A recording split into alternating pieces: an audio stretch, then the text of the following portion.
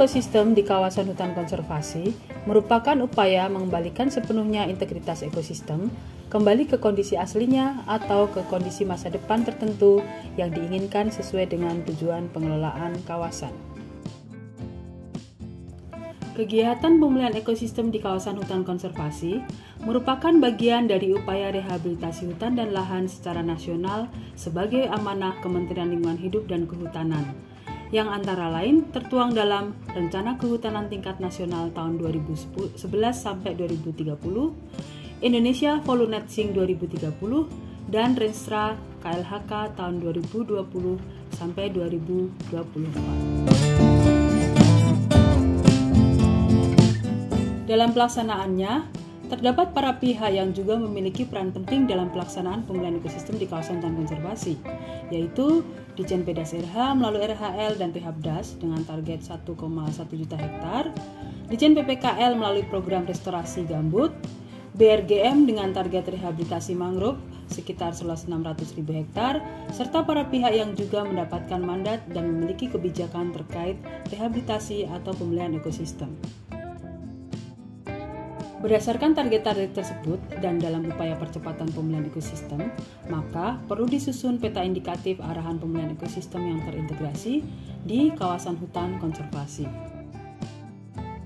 Dalam penyediaan peta indikatif arahan pemulihan ekosistem yang terintegrasi di kawasan hutan konservasi, dilakukan serangkaian kegiatan dalam milestone jangka pendek aksi perubahan kinerja organisasi, yaitu pembentukan tim efektif melalui keputusan Direktur BPPE, koordinasi dan konsultasi dalam rangka untuk memperoleh dukungan stakeholder internal dan eksternal. Ya, jadi kami Badan Restorasi Gambut dan Mangrove ikut mendukung adanya proyek perubahan yang diinisiasi oleh Ibu Dewi Swastiningsih.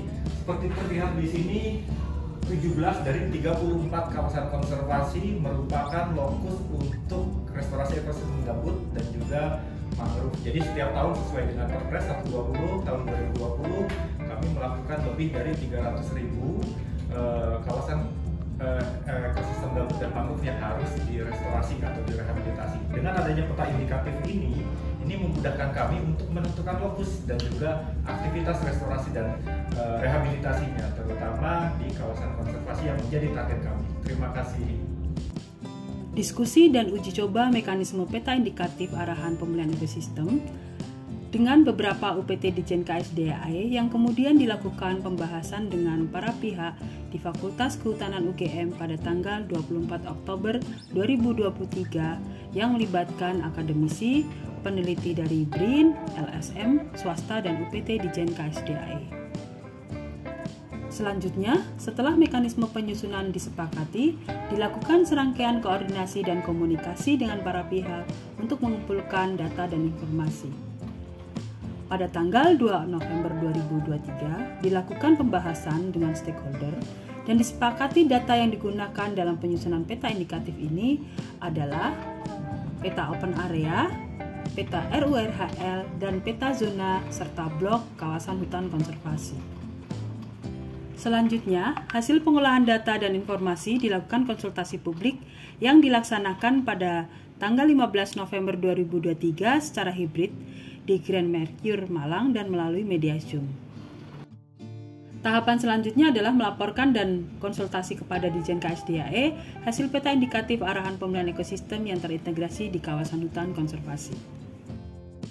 Sebagai output APKO adalah draft SK Direktur Jenderal KSDAE.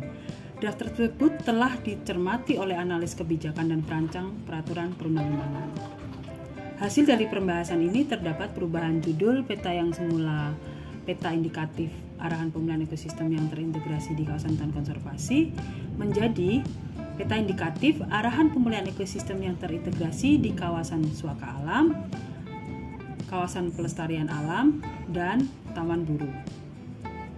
Peta indikatif arahan pemulihan ekosistem seluas 3,4 juta hektar dibedakan menjadi 3 kategori, yaitu kategori 1 adalah areal yang merepresentasikan 3 prioritas kegiatan pemulihan ekosistem dengan luas sekitar 80.000 hektar. Kategori 2, areal yang merepresentasikan 2 dari 3 prioritas kegiatan pemilihan ekosistem dengan luas sekitar 600.000 hektar. Kategori 3 adalah areal yang merepresentasikan 1 dari 3 prioritas kegiatan pemilihan ekosistem dengan total luas sekitar 2,7 juta hektar. Peta indikatif ini selanjutnya akan ditampilkan dalam dashboard Direktorat BPPE yang terintegrasi dengan Sistem Informasi dan Data KSDAE atau SIDAK Dijen KSDAE dan juga Sistem Informasi Geospasial atau SIGAP KLHK. Kami Direktorat IPSDH selaku Wali Data Geospasial KLHK sangat mendukung proyek perubahan yang sedang dilakukan oleh Mbak Dewi ini. Intinya adanya data yang peta indikatif ini akan menjadi salah satu tematik yang sangat penting di KLHK, terutama untuk mensukseskan usaha untuk restorasi dan rehabilitasi area, khususnya di kawasan konservasi. Semoga dengan adanya peta arahan pemeliharaan ekosistem ini dapat mempercepat pelaksanaan pemeliharaan ekosistem di kawasan suaka alam, kawasan pelestarian alam, dan taman buru.